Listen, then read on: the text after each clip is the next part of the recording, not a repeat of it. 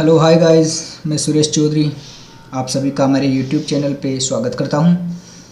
आज की हमारी जो कहानी है वह है सांप की सवारी करने वाले मेंढकों की एक कहानी है। कहानी से जुड़े रहें। सालों पहले वरुण पर्वत के पास एक राज्य बसा हुआ था। उस राज्य में एक बड़ा सा सांप मंदविष भी रहता था। बूढ़ा होने की वजह से वह आसानी से अपना शिकार ढूंढ नहीं पाता था। एक दिन उसने तरकीब सोची। वो तुरंत मेंढकों से भरे हुए एक तालाब के पास पहुंच गया। वहां पर दुखी सा होकर एक पत्थर के ऊपर बैठ गया। तभी पास के पत्थर पर बैठे हुए एक मेंढक ने उसे देखा। उस मेंढक ने थोड़ी देर बाद सांप से पूछा, चाचा क्या बात है, आज आप खाने की तलाश नहीं कर रहे हो? अपने लिए भोजन नहीं जुटाएंगे?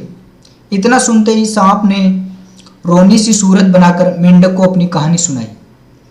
सांप ने कहा, मैं आज भोजन की तलाश में किसी मेंढक के पीछे पीछे जा रहा था। अचानक से मेंढक ब्राह्मणों के झुंड में जाकर छुप गया।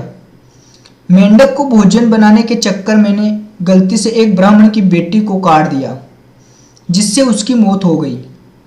इससे नाराज होकर ब्राह्मण ने मुझे श्राप दे दिया। उन्होंने मुझे श्राप देते हुए कहा कि तुझे अपना पेट भरने के लिए मेंढकों की सवारी बनना पड़ेगा।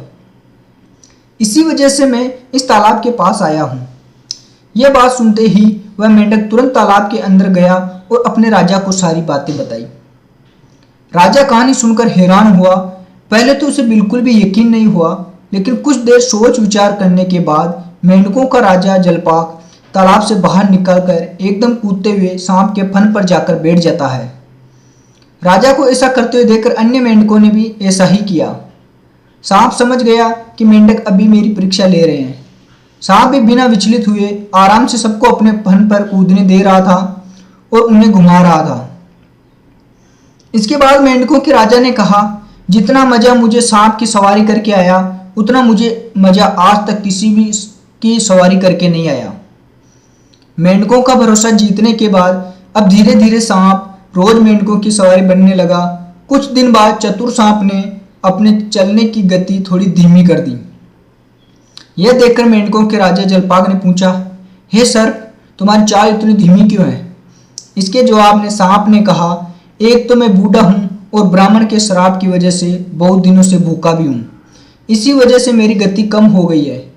इतना सुनते ही राजा ने कहा, तुम छोटे छोटे मेंढक को खा लो। यह सुनकर मन ही मन सांप बहुत प्रसन्न हुआ। उसने कहा, राजन, मुझे ब्राह्मण का श्राप है, मैं मेंढक खा नहीं सकता हूँ, लेकिन अगर आप कहते हैं तो मैं खा लेता हूँ। ऐसा करते करते वह रोज छोटे छोटे मेंढक खाने लगा और वह तंदुरुस्त हो गया। अब सांप को रोज बिना किसी मेहनत के खाना मिल रहा था। सांप काफी प्रसन्न था। मेंढक सांप की चाल तक अब समझ नहीं पा रहे थे।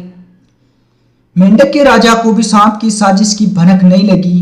होते होते एक दिन सांप ने मेंढक के राजा जलपाक को भी खा लिया और तालाब में रहने वाले सारे मेंढक के वंश का नाश कर दिया। तो दोस्तों, इस कहानी से हमें ये शिक्षा मिलती है कि किसी भी शत्रु की बात का जल्दी से भरोसा नहीं करना चाहिए। इससे खुद की और अपने लोगों की हानि होना निश्चित है। तो आपको हमारी कहानी कैसे लगी, आप हमें कमेंट में ज़रूर बताएं। और हमारी नई कहानियों से जुड़े रहने के लिए हमारे YouTube चैनल को सब्सक्राइब ज़रूर कर लें। मैं जल्दी लौटूंगा नई कहानी के साथ। तब तक के लिए धन्यवाद दोस्तों।